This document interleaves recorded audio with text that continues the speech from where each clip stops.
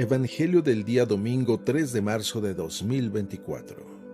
Tercer domingo de Cuaresma. Lectura del Santo Evangelio según San Juan, capítulo 2, versículos del 13 al 25.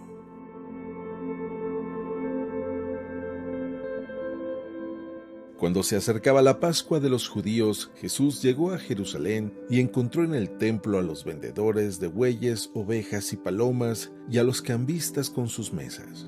Entonces hizo un látigo de cordeles y los echó del templo, con todo y sus ovejas y bueyes. A los cambistas les volcó las mesas y les tiró al suelo las monedas. Y a los que vendían palomas les dijo: «Quiten todo de aquí y no conviertan en un mercado la casa de mi Padre». En ese momento sus discípulos se acordaron de lo que estaba escrito: «El celo de tu casa me devora». Después intervinieron los judíos para preguntarle: «¿Qué señal nos das de que tienes autoridad para actuar así?». Jesús les respondió: «Destruyan este templo y en 3 días lo reconstruiré». Replicaron los judíos: 46 años se ha llevado la construcción del templo y tú lo vas a levantar en 3 días. Pero él hablaba del templo de su cuerpo. Por eso, cuando Jesús resucitó de entre los muertos, se acordaron sus discípulos de que había dicho aquello y creyeron en la Escritura y en las palabras que Jesús había dicho. Mientras estuvo en Jerusalén para las fiestas de Pascua, muchos creyeron en él al ver los prodigios que hacía. Pero Jesús no se fiaba de ellos porque los conocía a todos y no necesitaba que nadie le descubriera lo que es el hombre, porque él sabía lo que hay en el hombre.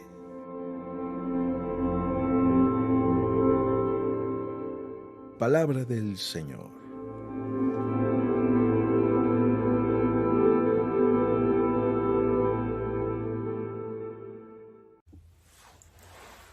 Muy buenos días y recordemos que estamos en tiempo de Cuaresma. Ya es el tercer domingo de Cuaresma en el que nos encontramos. Casi estamos en la mitad del tiempo de Cuaresma. Lo que quiere decir es de que si sientes que ayer fue apenas el inicio de la Cuaresma, mañana ya va a ser el inicio de la Pascua. Así que no hay que perder ningún momento y vivirlo cada vez intensamente. Que todos estos ejercicios cuaresmales sí vayan marcando en nosotros una experiencia de conversión y de acercarnos a Dios cada vez más profundamente y también a nuestros hermanos. Hoy la liturgia nos propone en el Evangelio cuando Jesús entra y purifica el templo de Jerusalén. Esta debió de haber sido una experiencia muy fuerte para todos aquellos que estuvieron ahí cerca o que incluso se comentó mucho, porque los 4 evangelios la mencionan, lo que quiere decir que fue algo que a muchos se les quedó grabado en su mente.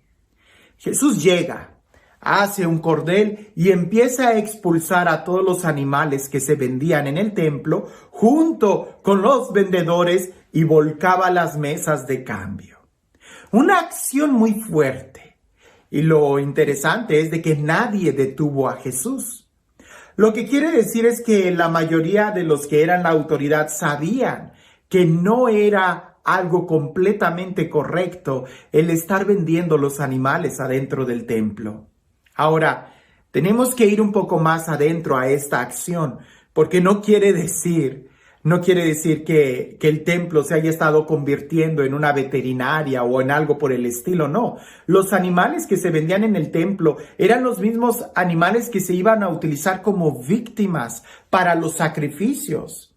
Viéndolo desde esta manera, alguien pudiera decir, pues era algo bueno, porque los peregrinos que venían de lugares muy lejanos, estar cargando con ellos un cordero o una oveja, pues quizás iba a ser un poco incómodo. Llegar y comprarlo en el templo para ofrecerlo como sacrificio, pues era algo muy fácil. Pero es precisamente ahí donde estaba un error. Porque presentar el sacrificio en el templo nunca debe de ser algo fácil, sino que debe de implicar toda una experiencia interior que nos mueva, nos conmueva y que nos provoque una experiencia o un deseo, sentimiento de conversión profunda.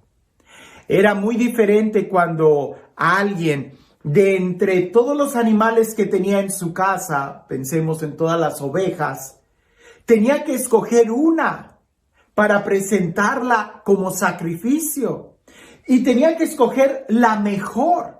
Ya desde ahí le iba a empezar a poner algunos sentimientos a esa ovejita que al levantarla y al ir caminando rumbo a Jerusalén, esa ovejita iba a empezar a suscitar unos sentimientos en las personas, en la familia.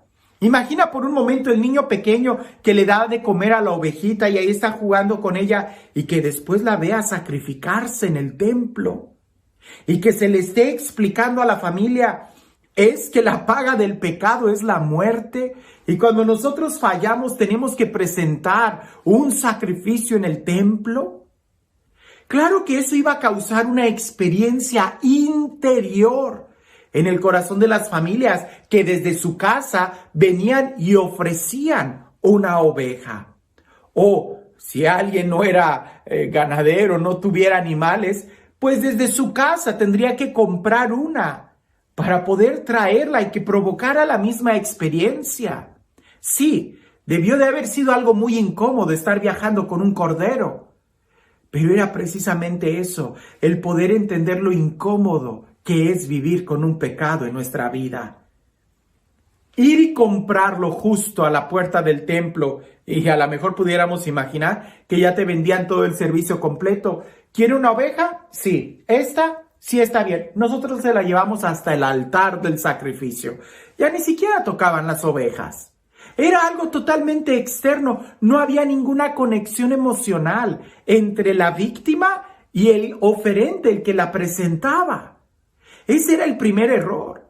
Y el segundo error, muchos lo mencionan, que precisamente consistía en la tasa de cambio de la moneda para poder comprar las víctimas o los animales que se ofrecían en sacrificio. Porque no podía entrar al templo de Jerusalén ninguna moneda que tuviera una inscripción del Imperio Romano. Era considerada pagana, con un ídolo. Entonces tenías tú que cambiar las monedas afuera del templo para entonces poder presentar en el templo y comprar con una moneda propia del templo la víctima que se iba a ofrecer. En ese intercambio de monedas que se daba en el templo era donde se robaba mucho a la gente. Se le robaba por hacer el intercambio de moneda y se le robaba a la hora de comprar la víctima o el cordero, porque ya estando ahí no ibas a encontrar ningún otro animal cerca que se pudiera ofrecer en el templo, sino los que te vendían ahí. Por eso todo el mundo sabía que eso no era correcto. La pregunta es, ¿y por qué lo dejaban? ¿Por qué si sabían que no era completamente bueno que estuvieran ahí los vendedores? ¿Por qué dejaban que estuvieran ahí? Pudiéramos decir, número 1, porque se acostumbraron a verlos. Número 2, por la comodidad que eso representaba. Y número 3, porque quizás recibían alguna ganancia los que tenían la autoridad para echarlos fuera. Jesús llega para purificar el templo. Los saca a todos y nadie lo detiene. Se le quedan viendo. Ya sabemos que en otras partes del Evangelio muchos se sorprenden de Jesús diciendo, Él habla como quien tiene autoridad. Pues en este Evangelio Él actúa como quien tiene autoridad. Pero la autoridad que Jesús tiene está muy por encima de cualquier otra autoridad.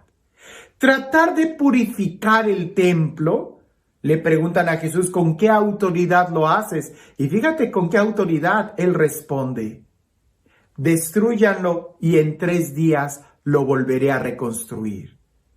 La gente no entiende. La gente está pensando, pero si este templo costó 46 años y tú en 3 días lo quieres levantar.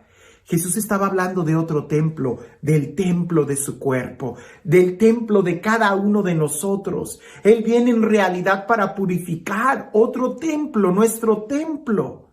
Por eso, antes de querer criticar a la iglesia o de querer tomar una actitud radical y corregir a los que sí tienen autoridad dentro de la iglesia, trata de recordar la respuesta que Jesús da. Destruyan este templo y en 3 días lo reconstruiré. Jesús es el único quien puede purificar el templo. Jesús es el único, y el día de hoy lo decimos a veces muy a la ligera, es el único Salvador, es el único Mesías. Hay que escucharlo a Él. Yo podré corregir, no lo sé, a un cocinero y tomar el lugar de él y cocinar. Pero yo no puedo corregir a un obispo y tomar el lugar del obispo, porque resulta que yo no puedo ser obispo. Eso es si Dios me llamara a ser obispo, si Dios me llamara a ser cardenal, es elección de Dios y Dios es quien corrige. No estoy diciendo que nos solapemos o que cualquier cosa que me digan la tengo que hacer de una manera ciega. Ese es otro tema. Pero si se trata de corregir públicamente o de tratar de purificar públicamente la iglesia, lo único que vamos a hacer es dañarla. Lo único que vamos a hacer es herirla. Lo único que vamos a hacer es lastimarla. Más bien nuestra actitud tendría que ser, Señor, quiero purificar la iglesia, quiero purificar el templo. Por eso ven a mi corazón y límpialo y purifícalo. Cuando Jesús murió y resucitó, se dieron cuenta de lo que significaban esas palabras. Por eso digo que este texto de la purificación del templo quedó bien marcado, porque los 4 evangelistas lo mencionan. El celo por tu casa me devora, dice Jesús. ¿Será acaso que a nosotros también nos devora el celo por purificar el templo de Dios, es decir, el de cada uno de nosotros? ¿Será que cada vez que yo voy a celebrar un sacrificio, el sacrificio eucarístico, no lo estoy haciendo de una manera externa o rutinaria o por comodidad, sino que realmente se está moviendo mi corazón a una genuina conversión, a un buscar profundamente el amor de Dios? ¿O me quedo solamente con cuestiones externas, cuando no me doy cuenta que lo que realmente tiene que ser purificado es mi corazón, nuestro interior? En este tiempo de Cuaresma y leyendo este texto de la purificación del templo, nosotros debemos de hacernos 2 preguntas muy claras. Una, ¿estoy esforzándome yo por no tener ningún ídolo en mi interior?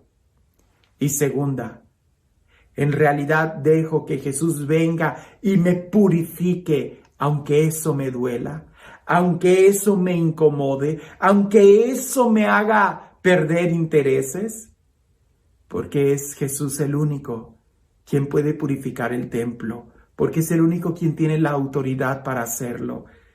Y para entrar a nuestro corazón, solamente si tú lo dejas, Él podrá entrar y purificarlo.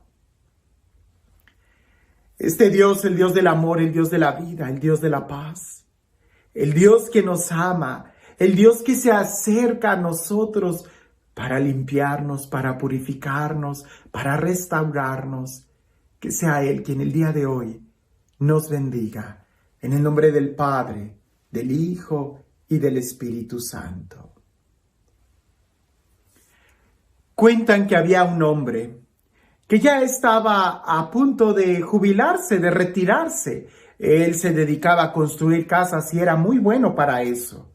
Su patrón se acerca y le dice, oye, sé que ya te vas a retirar, que ya estás pensando jubilarte, ya lo anunciaste, pero te pido por favor que me ayudes a construir una casa más. No he podido conseguir quien pueda coordinar la construcción de esa casa, así que por favor ayúdame con esto. Ya, cuando termines, ya te puedes ir. Aquel hombre le dijo que sí a regañadientas y casi a la fuerza, pues porque se lo estaba pidiendo y porque efectivamente todavía le quedaban 2 semanas de trabajo, pero trabajar en esa casa le iba a costar casi 1 mes y medio. Le dijo que sí y empezó a acelerar todo lo que pudiera la construcción de esa casa. Era prácticamente ensamblarla. Así que no se preocupó si estaba bien ensamblada, bien pegada, bien clavada, ni siquiera se preocupaba por la calidad de los materiales que estaba poniendo, ni siquiera si tuvieran insolación o no las tuberías o los ductos de gas. Lo hizo todo a la carrera, mal hecho, porque a él lo único que le interesaba era ya retirarse y jubilarse. Cuando termina la casa, entra a la oficina de su patrón, de su jefe, y le dice: ya acabé el proyecto, aquí está. Ahora ya soy libre, no hay nada más, ya me jubilo y me retiro. Y aquel hombre le dice: no tan lejos. Has trabajado mucho conmigo, por eso quiero regalarte la última casa que construiste. Te lo mereces, es tuya. ¿Te imaginas lo que habrá sufrido aquel hombre? La frustración que habrá sentido de haber solamente imaginado que, pudiendo haber construido esa casa, la mejor, y que esa casa iba a ser para él. El haber pensado y el haber criticado a su jefe porque estaba haciendo una injusticia, porque él ya se quería retirar, porque ya no quería trabajar, porque era un déspota, porque era un prepotente, un arrogante, alguien que explotaba a sus empleados y trabajadores. ¿Te imaginas lo que él habrá sentido, que al estarse quejando tanto de su jefe, haya construido una casa toda mal hecha y que esa casa era para él? Hubiera sido mucho mejor que, en lugar de estar tratando de corregir y de criticar al jefe, se hubiera puesto a tratar de corregir sus sentimientos, su corazón, porque al final hubiera podido haber construido una casa muy digna para él si su corazón hubiera estado bien. Ahora solamente tiene una casa de la cual tiene miedo que en cualquier momento se pueda destruir. En la purificación del templo, Jesús nos enseña que más que tratar de limpiar las cosas de fuera, lo que deberíamos de preocuparnos es de invitarlo a Él, el único quien puede purificar, que entre a nuestro corazón y nos purifique. No perdamos tiempo. Ya estamos casi a la mitad de la Cuaresma, así que hay que vivir más intensamente este viaje que tenemos hacia nuestra conversión y hacia la Pascua. Que tengas un excelente día.